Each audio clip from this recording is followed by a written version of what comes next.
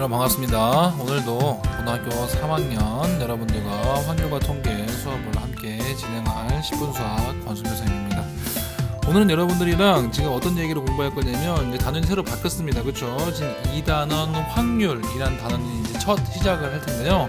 오늘은 가볍게 확률이 어떠한 것이고 확률이 왜 탄생했으며 확률 공부를 하기 위해서 우리가 기본적으로 알아야 될 그런 기본 지식들은 어떤 것들이 있는지, 자, 그런 확률의 도입에 대해서 여러분들과 함께 수업을 진행하도록 하겠습니다. 첫 시간이고 어렵지 않은 내용을 여러분들과 같이 수업을 하고 있지만 앞으로의 수업에 가장 밑거름이 되는 부분인 만큼 여러분들 수업에 집중해서 오늘 배운 내용을 확실히 기억하고 있길 바랍니다. 자, 그럼 여러분들이랑 수업을 함께 진행해 보도록 하죠. 자, 여러분들, 우리는 왜 확률에 대해서 공부를 하게 됐을까요? 자, 사실 수학 전체를 왜 공부하는지에 대해서 여러분들과 함께 고민을 해보면 많은 친구들이 그러게 왜 수학 공부를 하지? 라는 생각을 하는 친구들이 많을 텐데, 만약에 확률 공부를 왜 할까? 라고 물어보면 이 부분에 대해서는 여러분들이 웬만해서는 확률은 좀 필요하지. 왜냐면 밖에 오늘 나가야 되는데 날씨가 어떨지, 비가 올지, 뭐 이런 부분 여러분들 관심을 갖고 있어야 뭐 우산 챙겨 나갈 수도 있을 테고요. 또 뭐 어른이 되서라도 뭐 복권이 당첨될 확률이 얼마인지, 아니면 내가 TV를 보던 중에 뭐 야구 경기를 보는 중에 타자가 뭐 안타를 치는 확률이 얼마큼 될지. 그러니까 우리 주변에서는 지금 확률이 적용되고 있는 부분이 굉장히 많단 말이에요. 그죠? 그렇기 때문에 확률을 배우고 확률을 실생활에 적용을 하면 뭔가 나한테 도움이 될 것 같다라는 생각은 들죠. 그렇죠? 자, 그런데 우리가 이렇게 자연과학이나 사회과학, 공학 여러 가지 분야에서 확률이 발생하고 확률을 이용해서 큰 이득을 얻고 있음에도 불구하고 많은 사람들이 좀 확률에 대해서 잘못된 진실을 알고 있을 때가 많습니다. 자, 그래서 오늘은 여러분들과 확률이 어떻게 해서 정의되고 우리가 흔히 사용하고 있는 확률도 사실상 그냥 수학적으로 계산하는 확률이 있고 우리가 경험적으로 얻어지는 확률이 이렇게 큰 축이 이렇게 따로따로 있는데 그 부분에 대해서 큰 고민 없이 여러분들이 이렇게 확률을 사용하고 정의할 때가 많아요. 그런 부분에 대해서 좀 정확한 구분선을 긋고 어떻게 이 좀 여러 가지 사회 현상을 뭐 해석하고 이해하는데 확률이 쓰여질지에 대해서 여러분들이랑 함께 알아보도록 하겠습니다.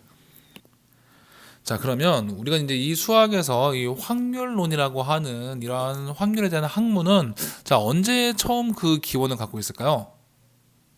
선생님의 생각으로는 아마 이때가 처음은 아닐 겁니다. 뭐 많은 사람들이 확률에 관한 고민과 생각을 많이 했을 텐데, 근데 아주 유명한 일화가 있고 이 부분이 역사의 기록으로 남아 있기 때문에 이때를 확률의 시초라고들 많이 얘기를 하는데, 자, 한 번쯤 여러분들 다 들어봤을 겁니다. 페르마와 파스칼인데요.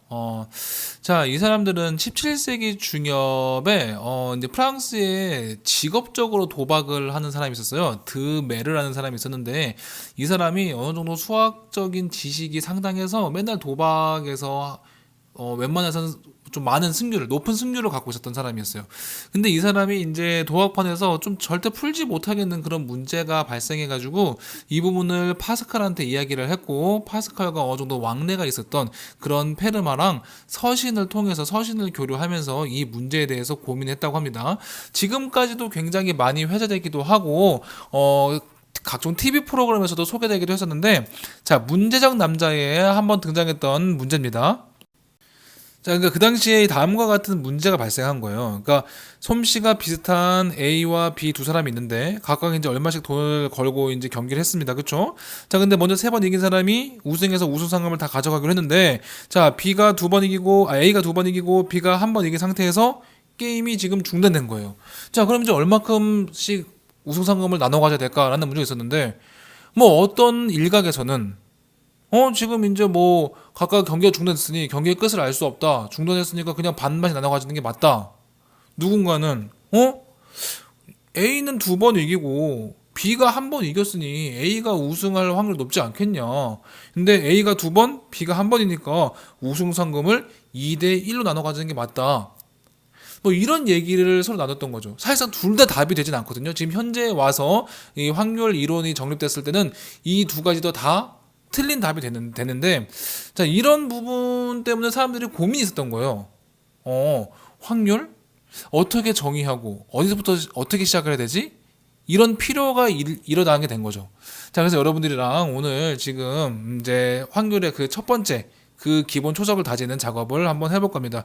이 문제는 여러분들 집에서 한번 고민하고 한번 해결해 보세요. 그게 어렵진 않습니다. 자, 어쨌든 우리는 계속 수업을 진행해 나가도록 하죠.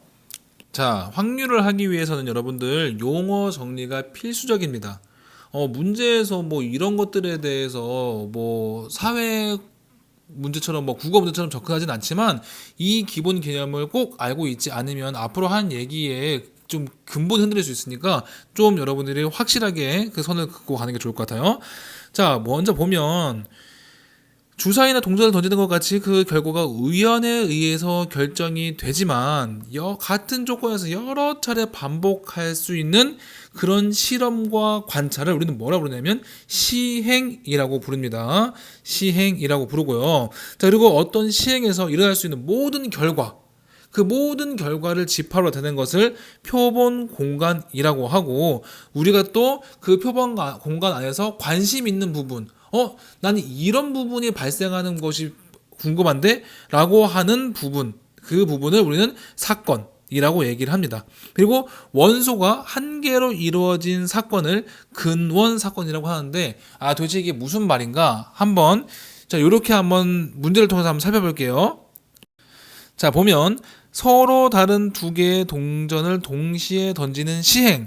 자, 시행이 뭐라고 했습니까? 시행은 지금 우연에 의해서 발생하지만 같은 조건에서 여러 차례 계속 반복할 수 있죠. 그렇죠?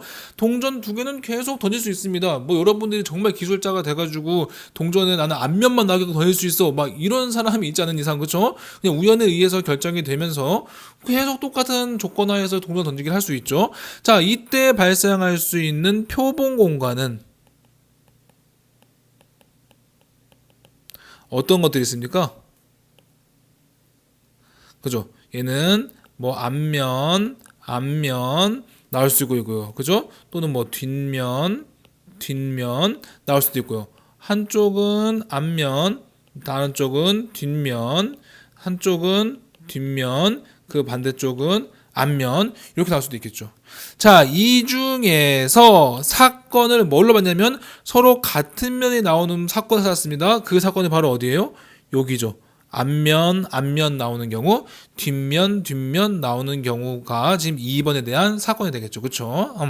자, 이렇게 같은 조건 하에서 계속 실험을 반복할 수 있는 걸 우리는 시행이라고 하고요. 그때 발생할 수 있는 모든 결과를 표본 공간이라고요. 내가 포커스를 가지고 어느 부분이 집중적으로 내가 이런 결과가 알고 싶어 라고 내가 딱 찍어서 보는 부분을 뭐라고 한다고요? 사건이라고 얘기를 한다 라는 얘기죠. 그렇죠? 자, 계속해서 수업 진행해 봅시다.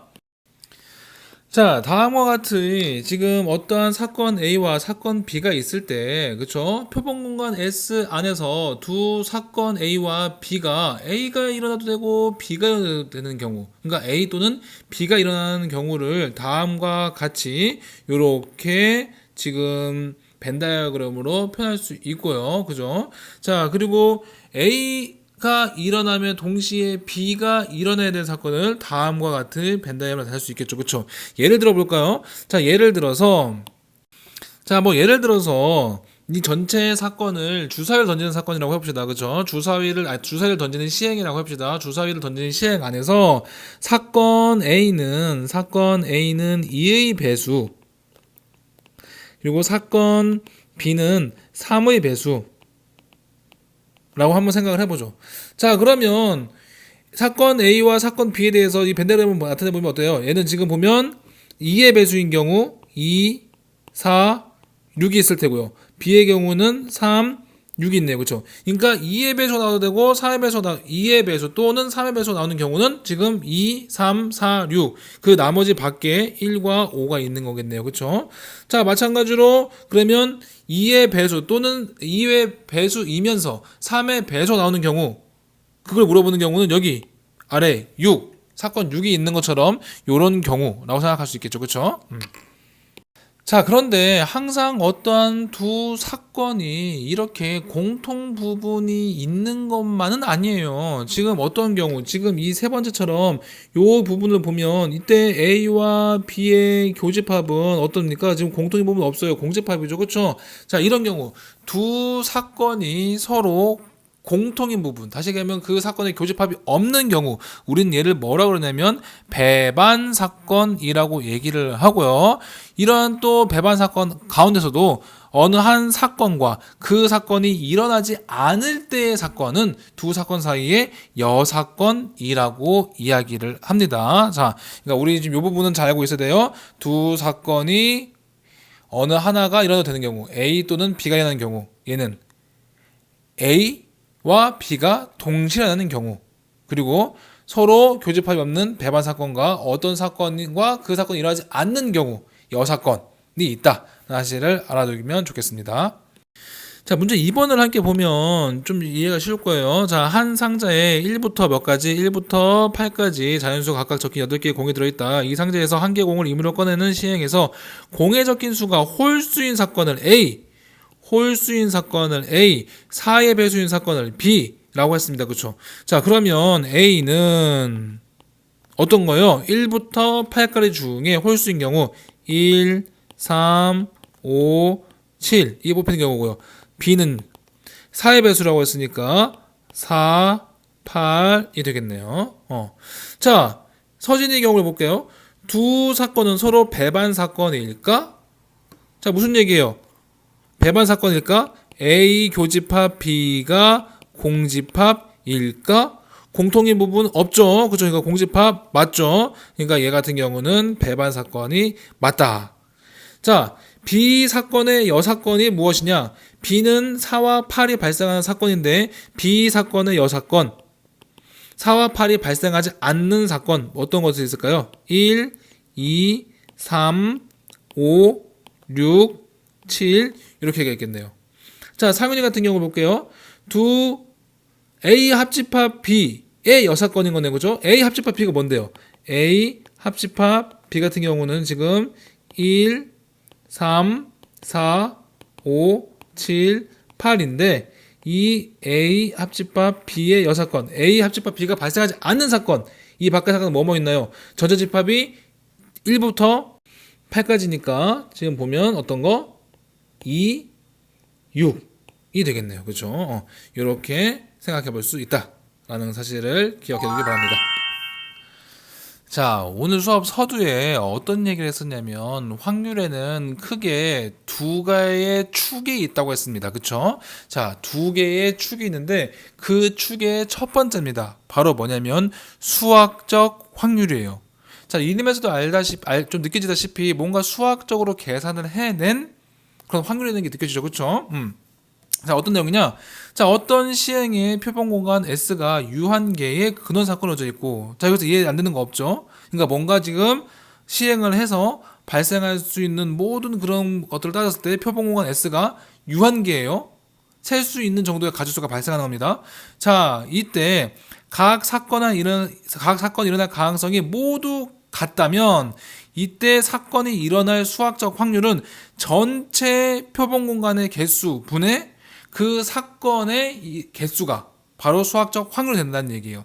그러니까 예를 들면 이런 얘기인 거죠. 예를 좀 몇 개 들어볼까요? 자, 예를 들어보면 뭐 가장 쉬운 동전 던지기와 주사위 던지기를 한번 생각을 해보죠. 자, 첫 번째 동전 던지기 생각해 볼게요.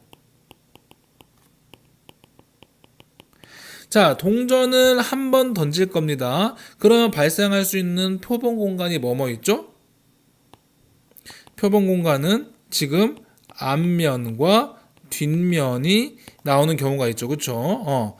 자, 그런데 이때 우리가 앞면이 나오는 경우를 A라고 해봅시다. 자, 우리가 동전을 던지면 여러분들이 뭐 앞면이 나오는 경우가 뒷면이 나오는 경우 뭐 가능성이 모두 같다고 볼 수 있죠. 그쵸? 자, 사실은 거짓말입니다. 동전 던지면요. 앞면 나올 확률과 뒷면 나올 확률이 사실은 조금은 달라요. 왜냐면 앞면의 모양이랑 뒷면의 모양이 다르기 때문에 실제적으로는 앞면과 뒷면의 모양이 나올 그 가능성이 좀 다르다고 합니다. 근데 우리는 뭐 이런 거는 다 배제하고 그냥 그냥 앞면 뒷면이 아주 그냥 똑같이 생기는 거라고 생각을 할게요. 그냥 그림만 다른 거라고 생각을 할게요.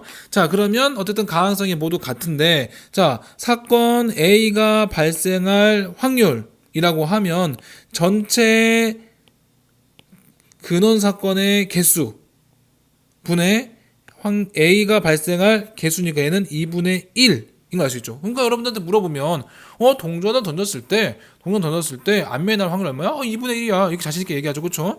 자, 또 한 가지 생각을 해볼게요. 또 한 가지 보면은 주사위 던질 때,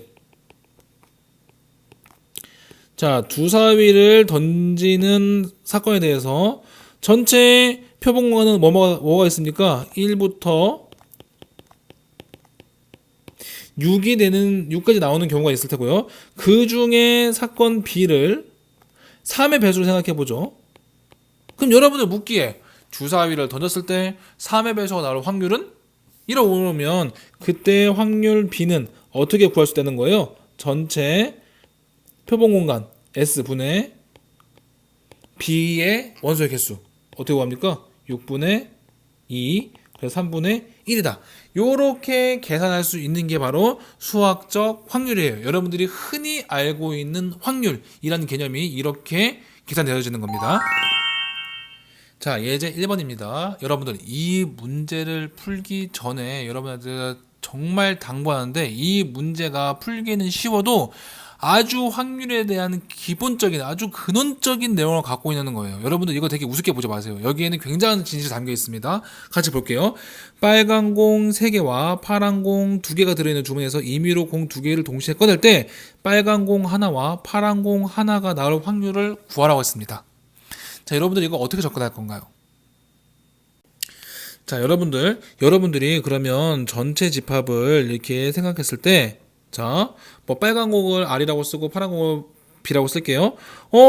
2개를 뽑을 거니까 빨간 공 또는 빨간 공, 파란 공 또는 파란 공, 빨간 공, 파란 공, 파란 공 이렇게 나올 수도 있지. 이 중에 빨간 공 하나, 파란 공 하나라고 했으니까 요렇게 나오는 경우, 그죠? 그래서 우리 사건 얘는 어떤 거? 빨간 공, 파란 공, 파란 거, 빨간 거. 그러면 확률은 전체 2분의 1. 이렇게 풀면 왜 안 될까요? 이 부분은 여러분들 정확히 이해해야 됩니다. 이 부분은 안 됩니다. 이렇게 풀면 완전 틀린 얘기예요. 뭐가 틀렸을까요? 수학적 확률은 뭐라고 했습니까? 모든 근원 사건이 일어날 가능성이 항상 어때야 돼요? 항상 같아야 돼요. 자, 그런데 뭐가 지금 빨간 공은 3개라면서요. 파란 공은 2개라면서요. 그러면 빨간 공이 나올 때와 파란 공이 나올 때가 지금 그 가능성이 같습니까? 같지가 않죠. 그렇기 때문에 어떻게 생각을 해야 되냐? 이렇게 생각을 하면 안 되고, 자, 빨간 공이 어떻게 있냐면 빨간 공 1, 빨간 공 2, 빨간 공 3 이렇게 있고, 파란 공이 파란 공 1, 파란 공 2 이렇게 있다. 그러면 R1이 뽑힐 거, R2가 뽑힐 거, R3가 뽑힐 거랑 B1이 뽑힐 거, B2가 뽑힐 게 모두 같죠? 그죠? 지금 5개 중에 아무거나 뽑을 거니까 5개 중에 1개 선택할 가능성으로 모두 같죠? 이렇게 문제를 접근을 해야 수학적 확률을 이용할 수 있다는 거예요.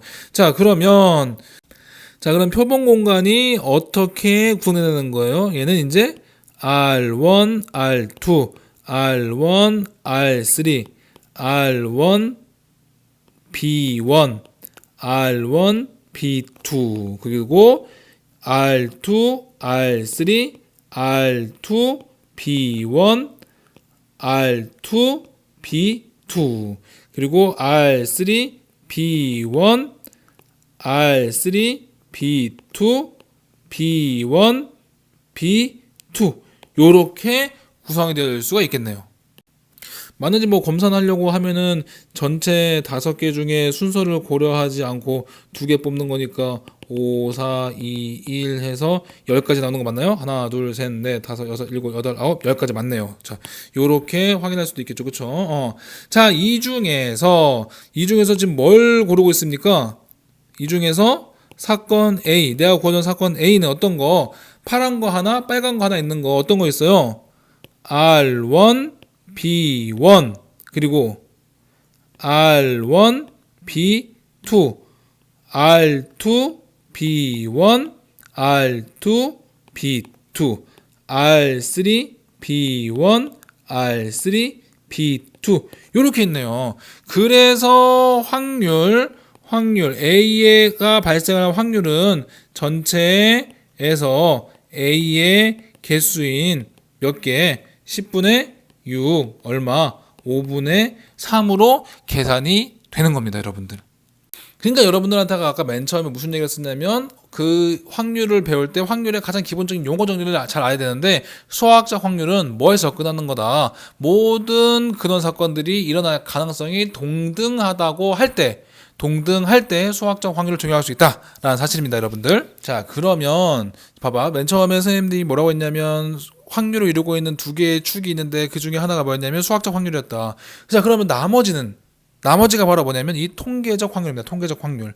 자, 통계적 확률이 뭐냐? 아까 수학적 확률 선생님이 굉장히 강조한 부분이 있어요. 뭐가 강조했냐면 모든 근원 사건들이 발생할 가능성이 모두 어때 된다. 모두 동등해야 된다. 그럼 동등하지 않은 경우는 수학적 확률을 적용할 수 있냐? 없다. 그게 바로 뭐다? 통계적 확률이다. 라는 얘기예요. 그러니까 뭐냐면 여러분들 뭐 이런 거요. 자, 뭐 윷놀이를 생각을 해볼까요? 윷놀이. 자, 윷을 던지면 이렇게 엎어서 동그란 부분에 보일 때도 있고 뒤집어져 가지고 편편한 모양이 보일 때도 있어요. 그렇죠? 자, 근데 동그란 면이 보이든지 편편한 모양이 보이든지 뭐 둘 중에 하나니까 이 확률이 뭐 2분의 1 이렇게 접근할 수 없습니다. 왜냐면 이 편편한 쪽이랑 동그란 쪽이랑 이게 아예 모양새가 달라 가지고 가능성이 같지가 않아요. 사실상 이 둥근 쪽이 보여지기가 훨씬 더 쉽다고 합니다, 여러분들. 그래서 원래는 확률을 따져보면 뭐가 나올 확률이 유시 나올 확률보다 더 높대요. 그러니까 이런 경우는 어떻게? 이런 경우는 어떻게 해야지만 이 확률을 구할 수 있지? 이럴 때는 어쩔 수 없어요. 실험을 계속 해보는 수밖에 없는 거예요. 계속 던져보는 거예요. 아까 이런 것도 마찬가지예요. 아까 동전 던지기 사실상 이것도 수학적 확률로 엄밀하게 얘기하면 구할 수가 없는 게 사실이에요. 왜냐하면 그 모양새가 달라서 앞뒤 부분에 따라서 가능성이 좀 다를 수 있거든요. 우리는 이런 부분을 좀 배제하고 확률을 계산하고 있지만 엄밀히 따져보면 다른 거예요.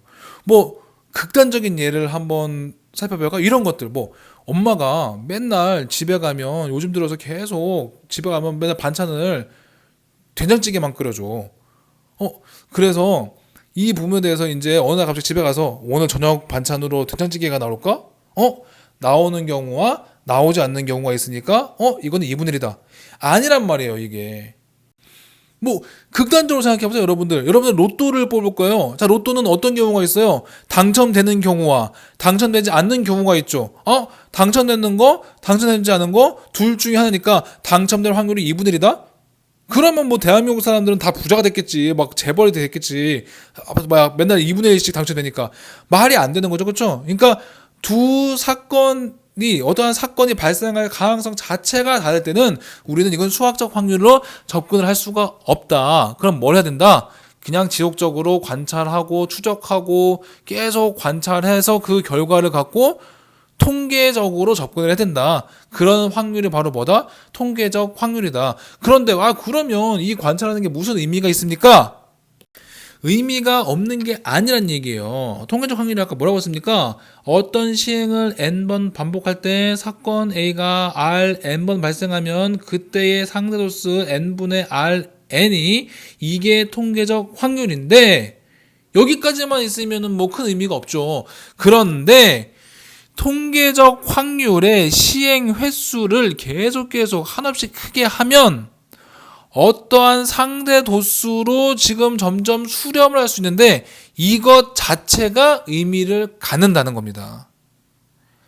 무슨 얘기냐면 동전의 앞면 뒷면을 구분하는 실험을 하면 2분의 1이라고 했으니까 100번 던지면은 뭐 50대 50이 나와야지 안 나와요. 그렇게 나오는 경우가 많지 않다는 거예요. 어떤 앞면은 한 56번 나오고 뒷면은 44번 나오고 막 이래요.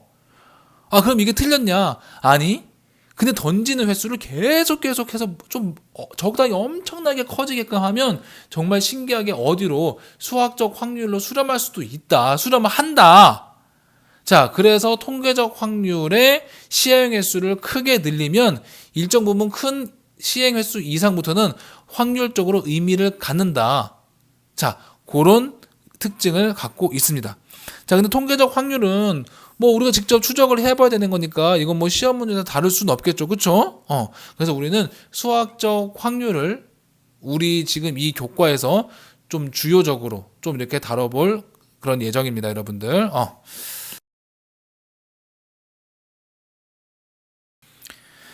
자, 확률의 기본 성질 몇 가지만 좀 알아보고 수업을 마치도록 하겠습니다, 여러분들. 가만 보면, 자, 뭐 이야기는 쉬울 겁니다. 자, 어떤 시행에서 임의의 사건 A는 표본 공간 S의 부분집합이죠. 다시 얘기하면 주사위를 던지는 전체의 경우 1부터 6까지 나오는 것 중에서 짝수가 나오는 경우 A는 뭐 2, 4, 6이니까 부분집합이죠, 그렇죠? 그렇기 때문에 부분집합은 전체 집합의 개수를 넘어갈 수가 없겠죠, 그렇죠? 그러니까 개수 자체가 사건이 전체 표본 공간을 넘어갈 수 없다는 얘기예요. 자, 양변을 NS로 나눈 거. 이게 바로 뭐냐면 확률이죠.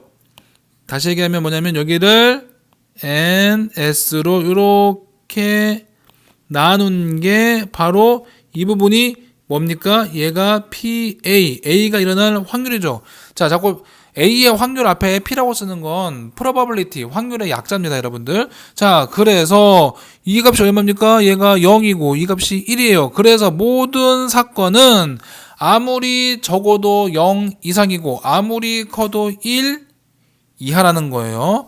아까 얘기했듯이 반드시 일어나는 사건, 다시 얘기하면 그 사건은 누구와 같으니까 전체 집합과 같으니까 그때의 확률은 1이고요. 절대 일어나지 않는 사건, 그 일어나는 사건의 근원 사건들의 집합이 뭐니까 공집합이니까 그때의 개수는 0이라서 확률이 0이다 라는 겁니다. 그렇죠? 자, 확률은 항상 0 이상 1 미만 무조건 일어나는 확률이 얼마다? 1이다. 100%가 1이다. 절대 일어나지 않는 사건의 확률이 얼마다? 0이다. 요 사건, 요런 정보를 여러분들이 기억하고 있기를 바랍니다. 오늘은 여러분들과 확률에 대한 첫 번째 공부를 하는 시간이었는데 사실상 내용이 어렵지는 않은데 선생님이 말이 너무 길었습니다. 왜 그랬냐면 여러분들한테 확률이 수학적으로 어떤 의미가 있는지, 그리고 여러분들이 확률 공부를 할 때 좀 헷갈리게 하는 부분이 뭐냐면 맨날 그냥 문제만 바로 적용하고 문제만 바로 뒤집다 풀려고 하니까 사실상 그 근원이 되는 그 여러 가지 그 용어들을 몰라가지고 설명을 잘 이해 못하는 경우가 많아요.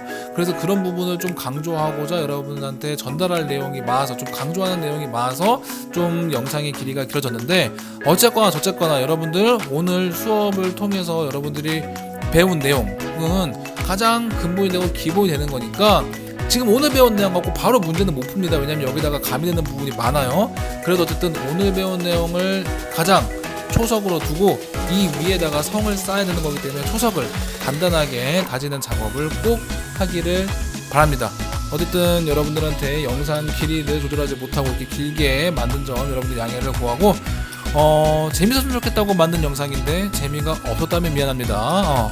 아무튼 이렇게 긴 수업을 듣느라고 여러분들 수고 많았고, 다음 시간에 또 이어서 수업을 진행해 보도록 하겠습니다. 수업 듣느라고 수고 많았습니다.